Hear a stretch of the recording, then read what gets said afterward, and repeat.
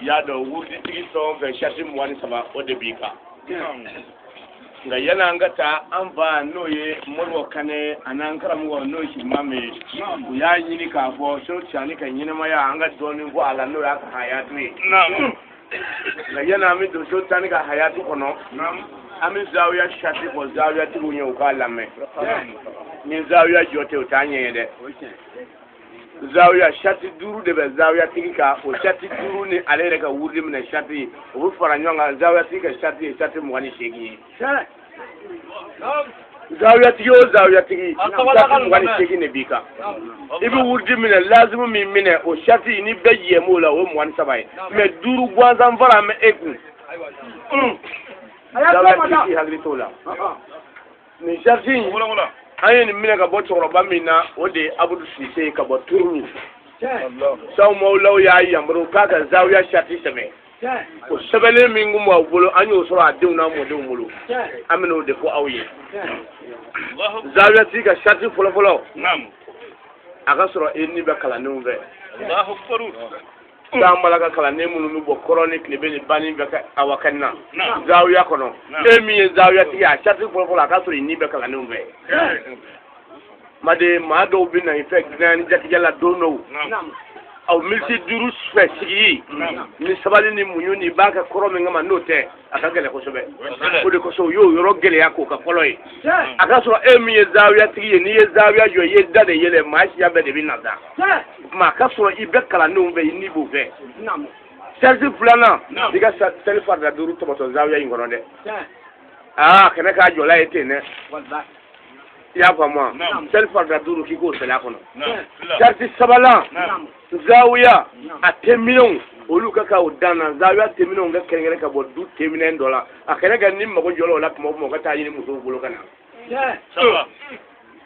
y'a faamu sɛrisi naaninan zawiya ji fiɲɛ o ka sigi zawiya kɔnɔ a dan na a kɛnɛ kɛ an mago bɛ ji la tuma bɛɛ ka taa muso dɔ ka so kɔnɔ ka t'o ka fiɲɛ lajɛ k'o ka ji soli zawiya ji fiɲɛ ka jɔ a dan na o ye zawiya ka ji fiɲɛ ye i y'a faamu sɛriti duurunan e zawiya tigi yɛrɛ i bɛ fɛn o fɛn n'o y'i da kɔnɔ awa k'a sɔrɔ i bɛ na n'a ye zawiya kɔnɔ i ni kalandenw k'a don a kana sogo kana tobi k'a bɛɛ bɔ ka bila wo kɔnɔ yen ne ka dɔɔnin bɔ ka na kalandenw jira an b'o fɔli fɔra an ni ɲɔgɔn cɛ kɔfɛ i yɛrɛ bɛ t'i da k'o tɛ dɛ ko ka taa jɔ kelen kan i b'a bɛɛ bɔ ko awa i musow b'i kɔrɔbɔ fɔlɔ u b'a k'i t'a lajɛ ka dɔɔnin bila yan k'i yɛrɛ mana filɛ n'o don a y'a bɛɛ bɔ ka na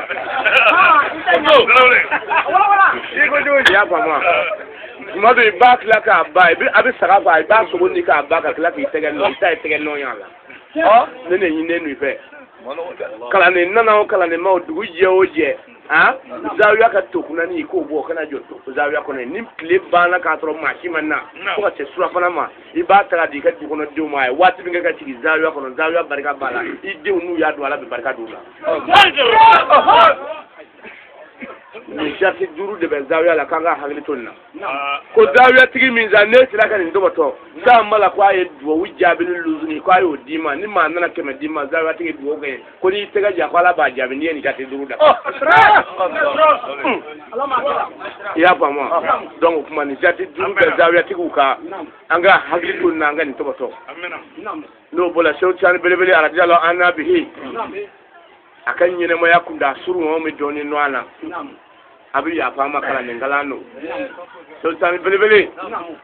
ala ma jɛngɛla ka bɔ a ma ko sew cani bangena hijira san 1450 san 1050 ala kira bɔlen maka sallallahu alaihi wasallam ka taa madinɛ o kɛlen san 1000 ani san 100 ani san 50 san sew cani ka bangeni barikamba kɛla o san ne miladiya la minnu bɛ mili jate kɛ a bɛnna olu ka 1730 30 sew cani ka bangeni barikamba kɛla ka na dugukolo sanfɛ o san dugu la dugu min dɔw tun ko ayi na madi an dala ɲɔgɔn kɔnɔna na cɛkɔrɔba dɔ bɛ yen sew cani kanu b'a la a bɛ a ka togoda sigi a ka maloforo kɔnɔ k'a tɔgɔ da ko ayi na madi ni abulaye jire taala ye o don an ye kasida dɔ da yen tɔɔrɔba in ko a ko awa n ye new mɛ di cɛ ma ka ban ko i kɛkun bɛ dɔ d'a ma. O kɛra kɛ. I y'a faamu wa o tuma Seku Tani a ka Baginikala 1730 dugula dugu min tɔgɔ ye ko Ayina Madi ba ni fa fɛ Seku Tani ba tɔgɔ ye Ayisatu nka u tun bɛ Ayisatu wele ko Muru Kɛri Muru Kɛri kɔrɔ ye arabu fɛ hɛrɛ bɛɛ lajɛlen ba sabu a ye den min sɔrɔ den ye a n'a cɛ den ye u halala don maa bi den tan sɔrɔ a bɛɛ halala si tɛ ɲɔmɔgɔ den ye nka den min i ni cɛ ta y'a la o kelen dɔrɔn a tɔ bɛɛ ye maaw denw ye. N bɛ segin yan kan muso bɛ den tan sɔrɔ i bɛ taa sɔrɔ kelen de b'a la o de y'a ni cɛ halala ye a si tɛ ɲɔmɔgɔ den ye nka tɔ yɛrɛ tɔ bɛɛ maaw denw ye. Seku Tani tun y'a ba n'a fa ta ye o bɛ kɛ cogo min na n b'o ɲɛfɔ i ye n'i ye muso furu a furu san a kɔɲɔmusoman don a ko ka d'e ye yɛrɛ ko ka d'a ye a si tɛ si jugu dɔn a tɛ sɔn k'a juguw jira i la yɛrɛ k'i juguw jira a la o kɔnɔna na n'Ala ye gɛrɛsɛgɛ tɛmɛ a bɛ kɔn ka den fɔlɔfɔlɔ min sɔrɔ o ye ba ni fa ta ye yanni o bɛ taa dabɔ sin na e bɛ muso sabakɔrɔ bugɔ wala muso bɛ ko dɔ kɛ la e b'a bugɔ o tuma a bɛ taa so n'a taara so o tuma furu bɛ nege la nka mɔgɔw bɛ wele olu bɛna fara ɲɔgɔn kan k'a lajɛ k'i sigi kɛnɛ t'a dɛ. I ye nin sɔrɔ ka ban i bɛ taa nɔgɔnin wolo ni bilen n'i sabali la ten yanni kalo fila cɛ i bɛ jɔ kɔnɔ wɛrɛ la o ye mɔgɔw den ye ni mɔgɔ kuma i tun bɛ taa kɛnɛkan ko ten i y'a faamu o tuma Madani Kirama Seku Tani bangena fa fɛ fa min n'o a ba tɔgɔ ye Seyidu Muhamadu Seku Tani fa Seyidu Muhamadu ye waliyukuntigi de ye jinɛw kun b'u labɛn u bɛna Seyidu Muhamadu nɔfɛ u b'a fɔ Seyidu Muhamadu anw n'a mɛn bi kana kolon ye n'i ko baara baara an bɛna la an b'a kɛ jinɛw Seku Tani fa tun b'a fɔ jinɛw ma a ye taa ka bɔ n kunna a ka taa ka bɔ ne la foyi tɛ se ka don ne ni dali masa cɛ n sɛbɛn tɛ jinɛ ko la fɛn min tɛ jinɛ ko ye n sɛbɛn tɛ o la. O tuma Seku Tani awa u y'a tigɛ minɛ ka taa di maa fɔlɔfɔlɔ min ma o k'a don alikuranɛ kalo fɛ o de tɔgɔ ko Seku Muhamadu Bun Hamu Tijani maa fɔlɔfɔlɔ min ye kuranɛ walala fɔlɔfɔlɔ ka Seku Tani kunna o cɛ in de tɔgɔ ye waliyu don Seku Tani bɛnkɛ don a tɔgɔ ko Seku Muhamadu Bun Hamu Tijani i y'a faamu wa o de fɔlɔfɔlɔ ye awa ba ye sinu ka Seku Tani kunna Seku Tani yɛrɛ tɔgɔ de tɔgɔ ye ko Ahmadu nka a ka fɔ a ma Seku Tijani y'a bɛɛ na so kabila de ye o tɛ tɔgɔ da la ka di i n'a fɔ ni maa min ko kɔnɔ diminikaw bɛɛ ni ne wala suma diminikaw bɛɛ ni ne n'o tɛ a tɔgɔ ye ko Ahmadu mɛ o waati Ahmadu tɔgɔ ka ca Ayina Madi dugu kɔnɔ nka kabakoya minnu b'ale la o n'o an tɛ Ahmadu tɔgɔ tɔw la n'i ye Ahmadu tɔgɔ fɔ dɔrɔn ɲininkali bɛ kɛ ko Ahmadu jumɛn Tijanikaw bɛɛ ni ne ko o de jɛ la k'a kɛ Seku Amadu Tijani ye o tuma Seku Tani kalanna waati tɛlima kunda furu kɔnɔ ka jɔ sariya dɔnnibaa belebelew bɛ Ayina Madi dugu kɔnɔ a n'olu kumana kumacogo bɛɛ la k'a to a ta la o waati o y'a sɔrɔ waliyu ma yamani nafɔlɔ tɛ yanni yamani nafɔlɔ nka hali o waati dɔnni zahiruya la dɔnnibaw ye ɲɔgɔn fara ɲɔgɔn kan Ayina Madi dugu kɔnɔ k'u kɛ ɲɛmaa ɲini dɔnnibaw la bɛnkɛla ka o don Seku Tani n'a ka denmisɛnya a k'e ka k'a ɲɛmaa ye i k'a najuru sama ka kɛ Ala ma o y'a sɔrɔ a ye zahiruya kalan k'o s'a dan na Seku Muhamadu Bun Hamu Tijani Seku Tani mɛn a bolo kalan n'a ma sabu kalo 6 kɔ k'i ye dɔnni o dɔnni dɔn a y'a bɛɛ dɔn kalo 6 i y'a faamu o siran n'a ye o y'a tɛgɛ minɛ ka taa da sɔmɔ ma o labanna k'a bolo minɛ ka taa di Seku Magurufu Bun Ahiya ma o ye waliyu kankara ye Magurufu Bun Ahiya o Seku Tani kalan a ma se ka kalo 3 kɔ k'i ye dɔnni o dɔnni dɔn a y'o s'a dan na u y'a tɛgɛ minɛ ka taa da sɔmɔw ma o kɛlen kɔfɛ o labanna k'a tɛgɛ minɛ ka taa di waliyu dɔ ma o tɔgɔ ko Mawulana Tɔyibu Isa Akazi ninnu mɛ waliyukuntigiw de ye cɛ minnu kelen-kelen alikiyama jɔ don u tɔgɔ mɛnni dama u b'i don alijinɛ kɔnɔ o tuma Seku Tani ye kalan kɛ ni cɛ 3 fɛ a yɛrɛ bange dugu la n'o ye Ayina Madi ye k'a ka dugu dɔnni sɔrɔ a ye dugu dɔnni sɔrɔ tuma min na a hakili nana d'a kan o tuma min yɛrɛ se mɔ ko bɛɛ la ka taa kala ka dɔnni se a dan na ne ma se ka dɔnni se a dan na min maa ɲini Ala ka waliyuba la min bɛ se ka najuru sama ka kɛ Ala ma o sira la a bɔlen Ayina Madi dugu kɔnɔ ani waliyu fɔlɔfɔlɔ min den ye ɲɔgɔn ye o tɔgɔ ye Mawulana Tɔyibu Ibn Muhamadu ani Mawulana Tɔyibu Ibn Muhamadu ani o ye ɲɔgɔn ye o taama sira in kan o ye gindo dɔw d'a ma a yɛrɛ ye gindo dɔ di o ma o tuma Seku Tani tɛmɛna sa ani waliyu wɛrɛ min ye ɲɔgɔn ye o kɔfɛ o waliyu kɛ tɔgɔ ye ko Wasiliyu wajiliyu sultani gidu mina be are gidu mina sultani be sultani tamana o ko beta o tumana ni wolu mi yenyu anye o wolu ka to ko Ahmad Tawasi ay kalo woro di sigo ka zawiya kono abi mo kala maani na abu kala tawsilila abu kala fikun alquranana wurdi siratum wolu kay molo ko tarikatul kalwatiya ay kalwatiya wurdi mina o de bolo Ahmad Tawasi nga sultani ye chewo chega wurdi mina kuma bega ka sadana amma ma siga wurdi mina ka de la ka wula ka tabla to ma da dona fadana ya fama yani tiyani ya wurdi kan na sultani ye bara o ke ka wurdi o ke kalwo ke ko la shibi digili minga bulwan nenga fuka ta bulwan ne misa ina bu bega kalimu nye wato lazuma na wazi batei Allah ya fama ko kuma ko ba za sultani so la ka sai kana uka dula o sa mela 1745 ma 1745 o bena hijira awa hijira samba kele ani sammi woro ni duru sama ya fam wato sultani bangine be sandan duru asi sandan duru abana babbe fatula o sane bana fe bana min do ko rewul amari fiye bana ba fatula kele bana nyafu ye sura ngo jongu tisi alama fala ijarabi wallahi o tuma sultani nunu nga janaja ka ba wati mina adogo ke kume ay balo muso kalibola na sala kila tama akafuru alibita kala ka don sa dana o sultani so la ka bo ka dula nga nale awa fainga fatulila jama kuru kuma dela o bigiri sultani ka ta barka nyini ka fe abi boli mo ko nyo wati ay ko no benda manyuma ndi manyuma yanga do na nyerela olu ni awon yekele na yemi mita war kara jola ya ti to ko do olu ni awon yekele wa jama ba ku ji jo ma bi ko bi bole ka bo jama ko o tuma so tani awa mo bu ganga bwa no fa ay bo no fa ndema yi manye wa so lazum mana wasifati Allah so tan so la ka segisa o segli la ta so tan ni wolu do na nyanye o wolu ken do ko Amadou Sama de Rahawi Allah ko Amadou Sama de Rahawi so tan no yenyu anye tumamina wolu kundigi wore be o yore ina Amadou Sama de Rahawi nyo ka kala ne no la kilenye nga o wolu ina ka kala no jinyu anye bi ko jima shuni ndane bi awolu ka ko bunya ba to bina o kuma so tan ya nyiniza ale ni ka wolu kundigi mi sega nyo anye to bina kala ne ndala kuma nye kwa nye munge ako alama ji ale ma ni ma shi da nyo anye fa ka kala ne man nani anolu yere be nyo anye juma shuni ndane jude la so tan ka tiga ka ale ka ma nyuma ya kena gindo ko ni abeta ba so tan ni ya ni so jano kala munga so tan ni bolo do ka sanu kuruma do bo hidaya polo so tan yere de adi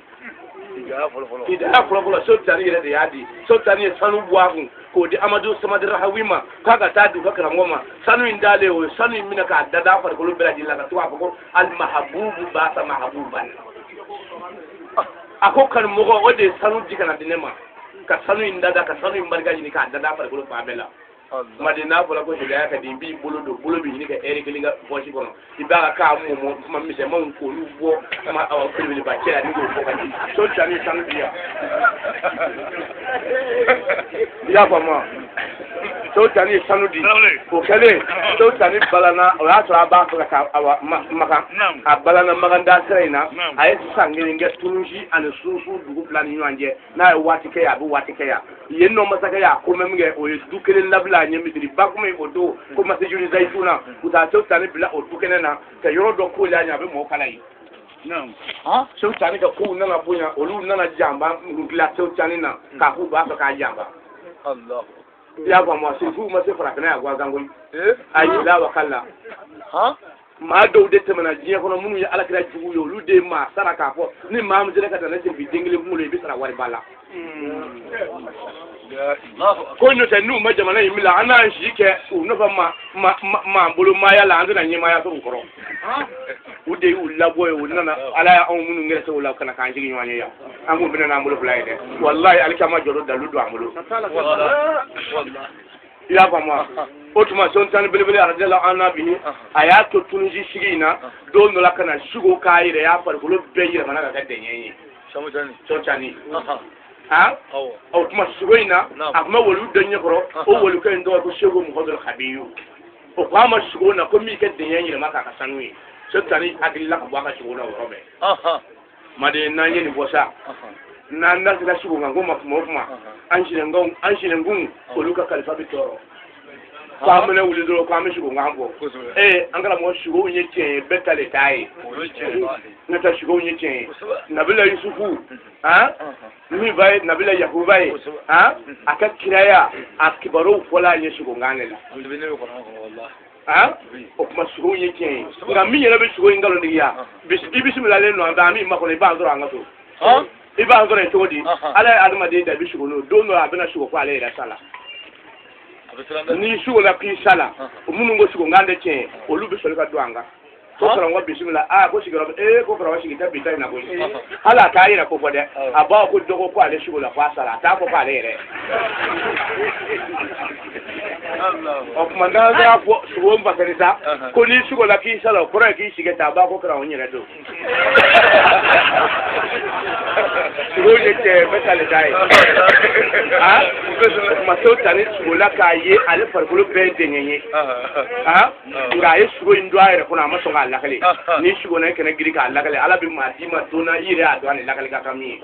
na ta kala ne be shugo wol ya defina shugo nga yive ni presela du mena je ti da ya kono ka lakale ni ya soro ma be mi da shugo ngoro bi kuma la ya do kwala bi ira ma ko ni wana bi to na shugo aba hali to shugo na ti lakale be nye de ya pa ma o ma so tani o ma abola misra abola tunji sa ya kuna misra jamana ka ani wolu mi yenyu an no so mo do kabiwi ano yenyu an yoro jamba ngo to ka fa ma ko anta mahabu inna allah anta mahabu akoye ma kan ni ala yoro ala ka ma kan o willa ka kumbe yu bari yona so tani ko ma ko inna la ka haza ikonye ma kan ni ala yoro yu do todi o chengo so tani ma ko min allah azza wa jalla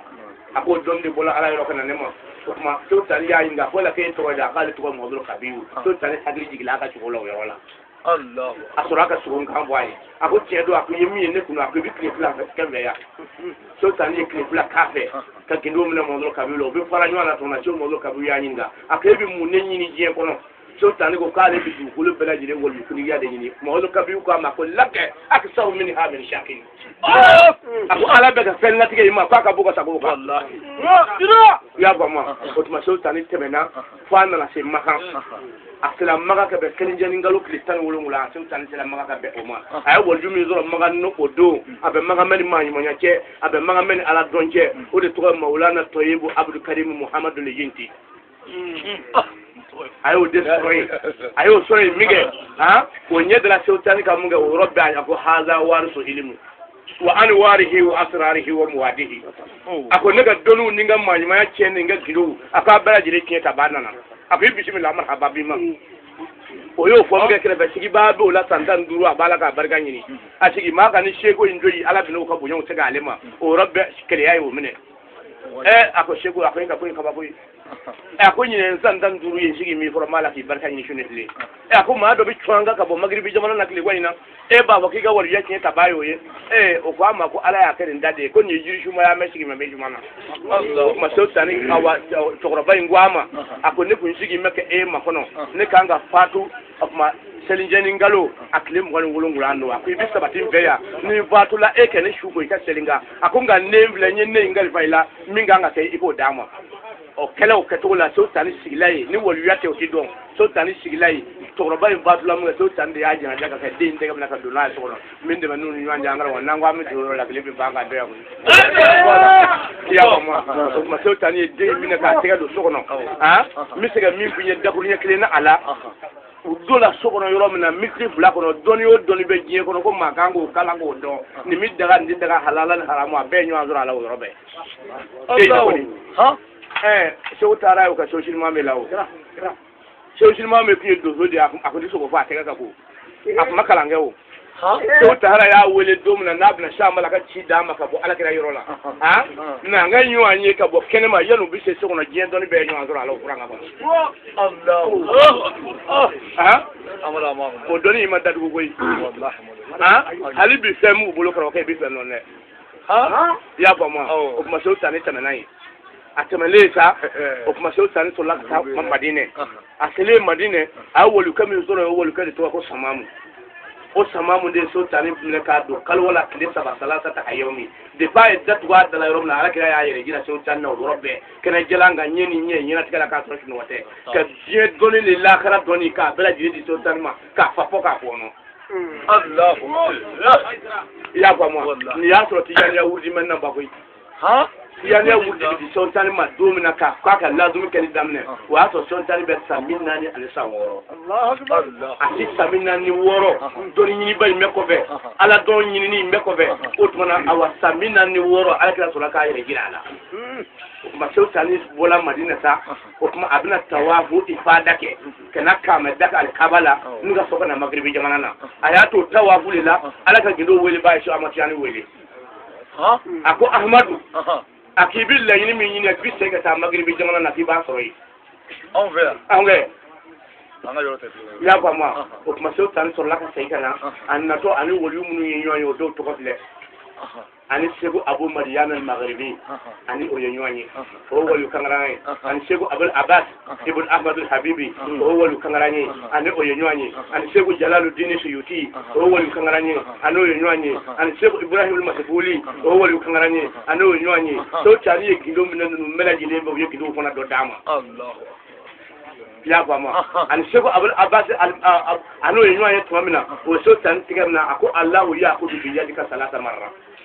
Ya. ako ala ki tega fulamina ala ki bolo fulamina o ko so tan ma fo she kaba ya ba ma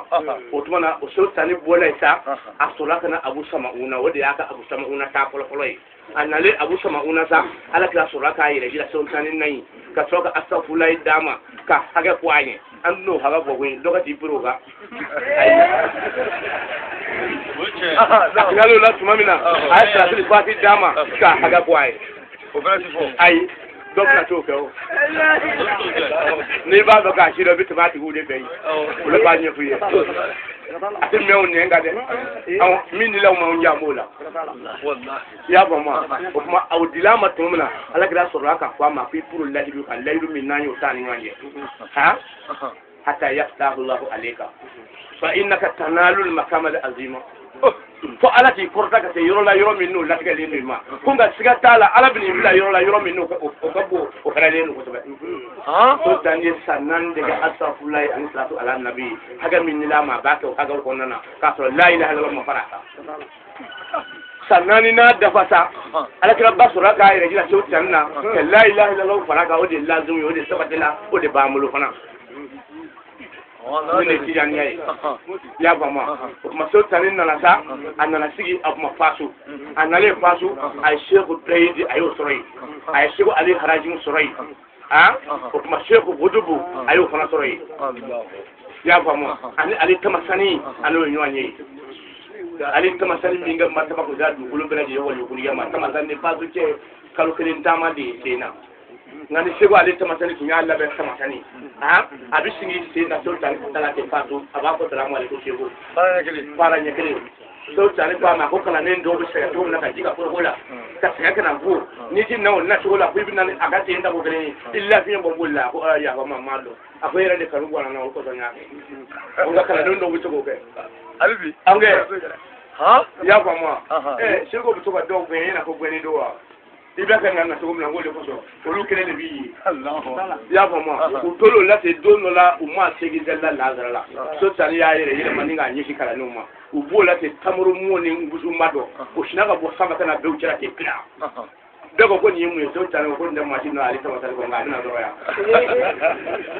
ya ba ma kalo kelen dama ko ngala kile dama ko ba wo shide na so tani ko ma fa kala to ako do an nguma sama tani tamuru burula ni tara se ndamoro ngushi masa chena ade ungan to na ne ya kwane ta do dwana ne so ka kari ka ko tama ka ta chego fe ko yo le la ka na be ko ko wa ka ta ma ko ya fa ma ko bi yere ka no bwana no ko nya ya fa ma ko ne so tani ni ya ka karamo do yi ma so tani sa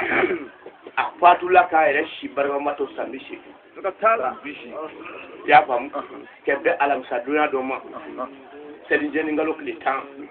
so tani so jeni la so tani melekal mo tu kubete wo mina ka mina anva dama na fona sale mama melekal mo tu kubete wala Allah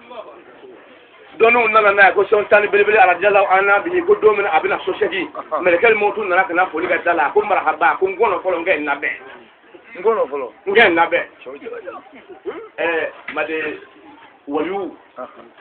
ni walu ka kalane na mago me ba ka kalane mina ni melekal mo tu ya ni ta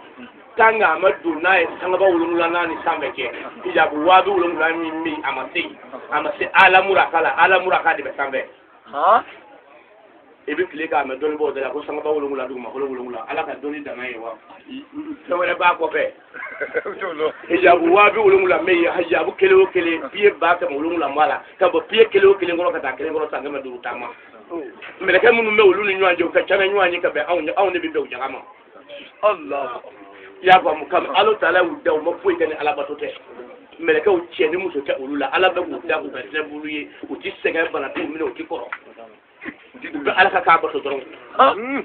ya ba mo o mo hijabu wabi wolon blango be ala muraka du holo be ala muraka du holo ko be simi suma tu du holo be dambe munu me olu bi shi dingu tiza ha madama ka mine kana te duguma tiye bi mine ka bla sa ya ti te uluma ko nga nye kam go kele ala bi wa ke mele mwan nan daga faro luka adama de bi nina kile mi mina kile kono ka bla be wa ke an wa mwan nan ma ni kile na daje do mena ko lo bi dimi bi do tono hanga ibini fakini kono Allah ya fa mo o nye kam go kele ala bi mele ka wa ke mele mwan nan daga faro luka tangi awa mele kal mo tuma sebo yorola ni waluga kala ne mi na mago me bana na ka sa ka baro kola na yi kungulu jaga to mele kal mo dubulo aba ko segi na e fama sa ko awa amajoro kola be segi na e wallah sa mo lo ka to nyoro ajugula kamunu me ndinu to bo ye da bo don ya fa mo ma to ko bo e kele tege ya fa mo oluka tum sen no kumei to roba do kumei abitu ka pot ma be ko shona ka so ka bitu mo bili mo ni por de ka na bolona ko nala ke na de la le ka mama dongo do ko lo ma kele mi nyoronji ala uto la dongo la mo de ni mo do ko te ma sha mala be mo bili ko na ka so ke ala jo ko kuna ja don de so ke nyanga se uga ya Allah ya ba mo o kele dum sani na le bila mobile la ka to ba ko pai akongu mi ni bido ko sila sakita kunusa we de la je kala ko ya surati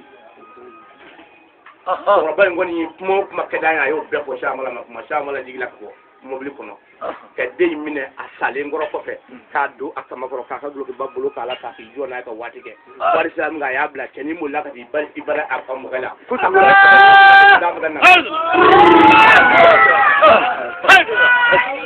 inna al-fajr illa Allah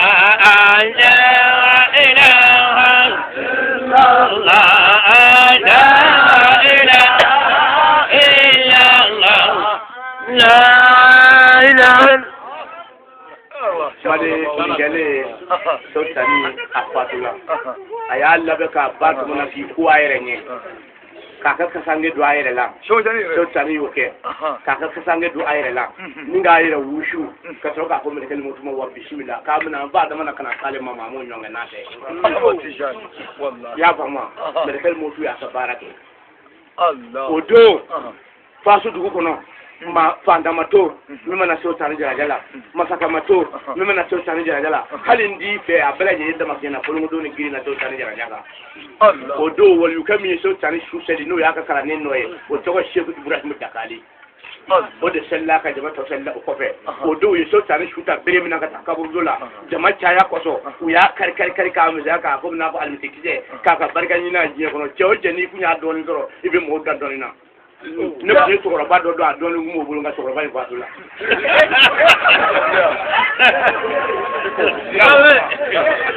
ola so tale bele abina fatu tumamina akonna ale fatula ko sew mo ngali bi sali ale de ka ni kuma min binya ay rodo yayi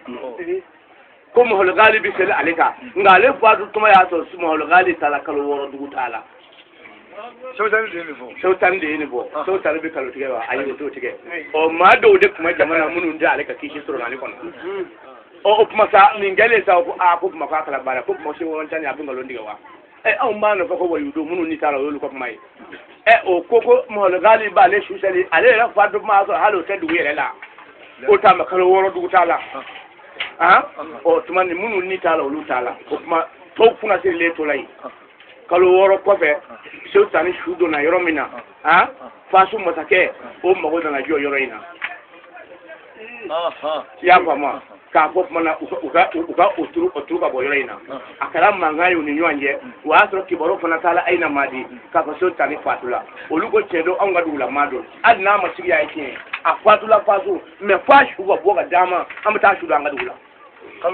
kalworo kofe okuma manga chala uni nyanje manga jali uni nyanje okuma udbe na ka sa mana na ngoni menye tago okuma andi taga amu ga shuto ya so tani shubo okuma dogo ko kana bode ko nu yabo utna so tani shumalo sabu toro bado abi fatu watu na shi yelelo kalo woro du ko juro kala ba ko bo okuma ko mangane odo aso to tani ka sala ni milebele ma dama dama fme keka sewa ali tamasani okumei mahadul mishri okumei mahadul damarawi isazi okumei sewa ali harajimu okumei abu jama tamim yeso tani ka jonga na ya kan horonya okumei odo ubena ka kuga so tani shubo ko so tani alakira no bla ka tike hadda ubena ninga tumamina uye so tani shubo du bolo jukoro uye keshu dakari ka so tani nyeda da ko na go du zen santan woro da palele no akatange afar ko la ka katange so ko boy ba ko bala yolo abatu la ko makala ya baba o ya soro awa aina madi dugu kono fasu dugu kono do chokoro bawore be kunye keshu furadla o kunya kan so tani ka do ale ka keshu kono nga o fanga do ya kama o do o masonga so tani do ka keshu ngono keshu imla le noyi so tani bola do mino yo keshu kura ne ka ko kura ka so kana so tani do kono so tani blo kono teri ali tamasani sela awa se mo gali sela ka bo ka kala wora du tala mo gali so la ka so tani shushali sari go ko ka tajo kelenga mo gali so tani seli minga wala ta o tuma utala ba aina madi ko nyena awa ko shuti so de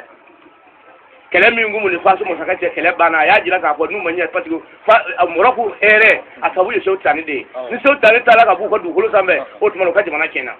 ulabana ka yafa ni so tani mo do ba ku ga so tani to du kono ni so tani do o tuma awa aina madi ko munu ya faso la ko ye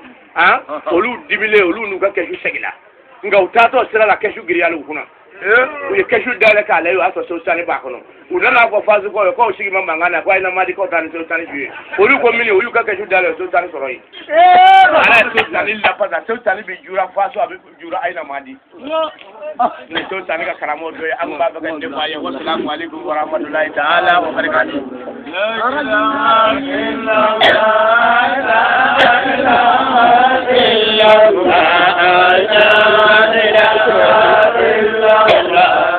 la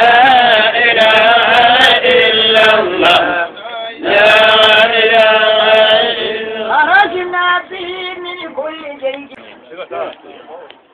ya da wuri tigi son ga shatin wani sama wadda bika